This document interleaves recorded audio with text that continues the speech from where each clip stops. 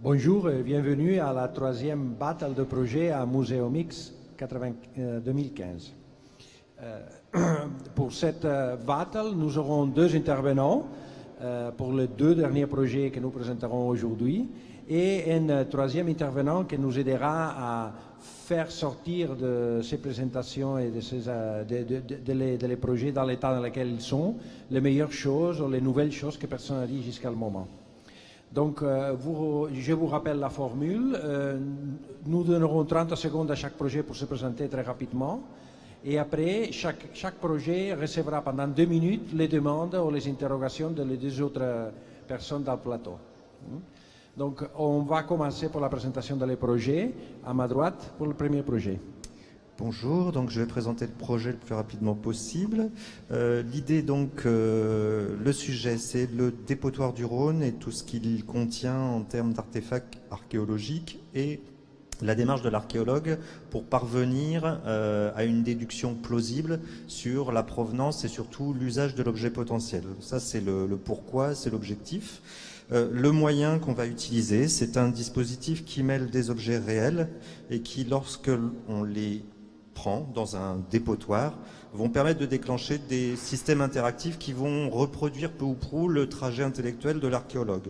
Première étape, l'archéologue donne le contexte de la découverte et puis ensuite, avec un système de choix, des registres de forme, de matière, de contexte et de traces, on va essayer de construire un raisonnement qui permette d'aboutir à un usage et de constater qu'on peut avoir des fausses pistes, on peut avoir des thèses plausibles mais qui seront remises en cause plus tard et des thèses qui sont fausses et qui ne se vérifient pas.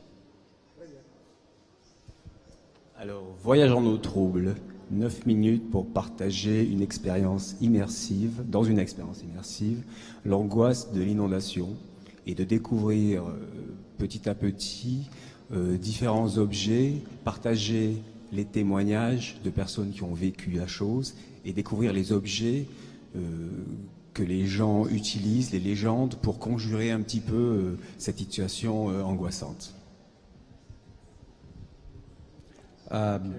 Très bien, dans les temps. Donc on a fini la première partie de présentation des projets. J'espère que tout le monde a pris conscience des points forts et les points faibles du projet. Donc on va commencer la discussion. Je vous rappelle que vous avez 2 minutes à disposition pour torturer le projet en face de vous. Et que l'idée, c'est de sortir des choses que personne n'a dit sur le projet pour le moment et essayer de le faire progresser, étant donné que le projet se trouve dans une situation de préparation encore. Donc on va commencer pour le projet à ma droite. Donc vous deux, vous pouvez commencer à faire vos demandes. Je passe le micro. Je me lance. Bon. Alors, en fait, sur le projet, donc, il s'appelle Dépotoir. Oui, c'est un titre définitif ou provisoire, comme on dit. Bon, c'est pas le plus poétique du titre. Non. Donc, moi, je suis donc là, je joue le rôle d'un visiteur parce que je suis pas dans une équipe, je suis pas facilitateur.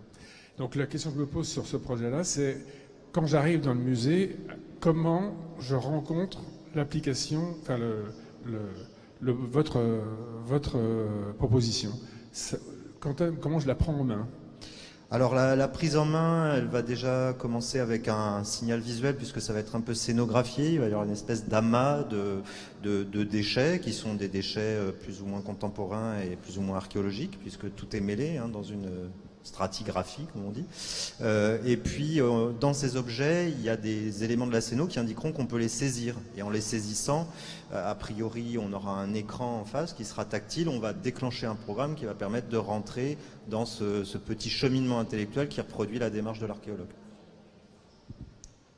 Est-ce qu'on porte des gants? Ça paraît pas indispensable, mais tout est possible en même temps. Est-ce qu'on peut se couper dans un dépotoir? Absolument. Non, toutes les mesures de sécurité seront évidemment prises.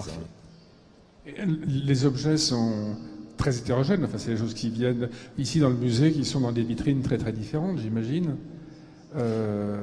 vous proposez le scénario, vous le proposez sur plusieurs objets. Oui, le scénario est proposé sur plusieurs objets qui sont hétérogènes mais en même temps signifiants. Il s'agit à partir de ces objets d'arriver à reconstituer quelque chose qui a du sens et qui est vraiment à l'image de ce raisonnement de l'archéologue. Quelle technologie vous utilisez pour la détection ? Alors la technologie, je pense qu'elle se base sur du NFC, donc c'est ça, un Near Field Control, qui va permettre à un moment donné d'avoir un petit signal 0,1 qui indique que l'objet est présent ou l'objet absent. Et normalement, on peut aussi savoir quel objet a été déplacé.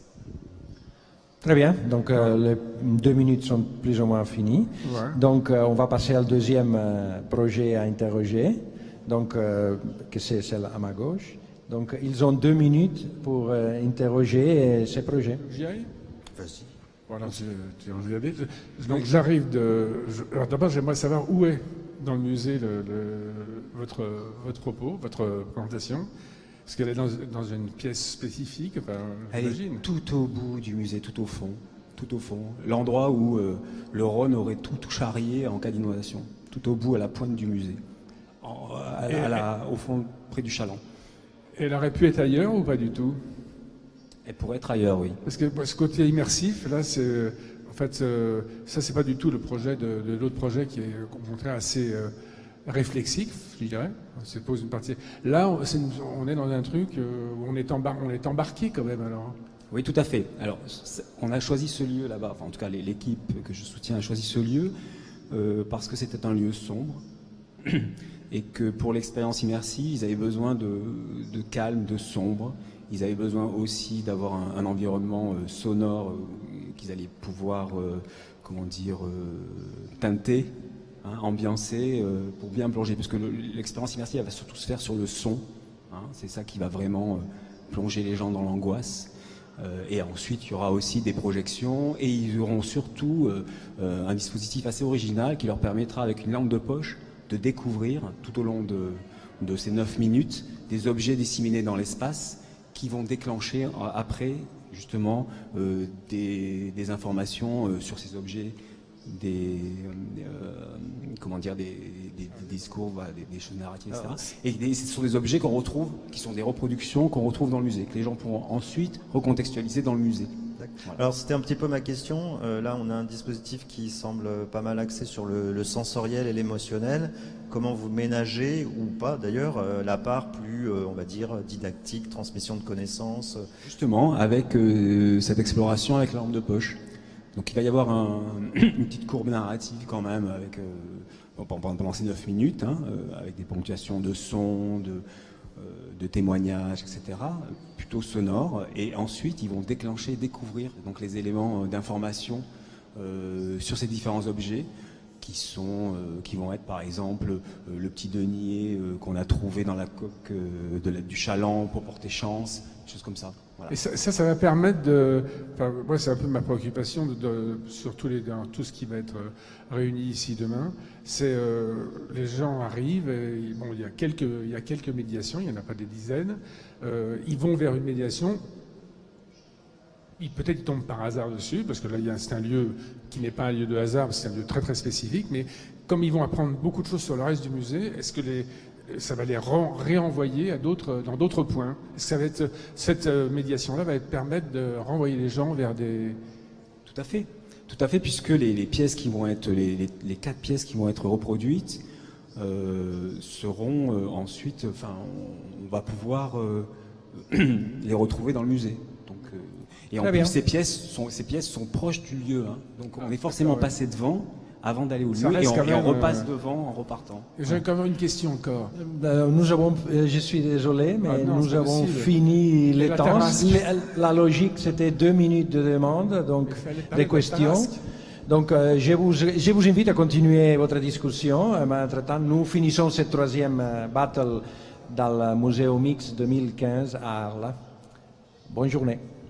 Merci.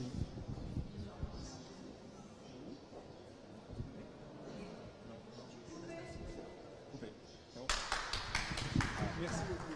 Merci. De rien. Ça passe vite le temps avec vous. Ah ouais, 30 minutes pour... pour 20 minutes de parole.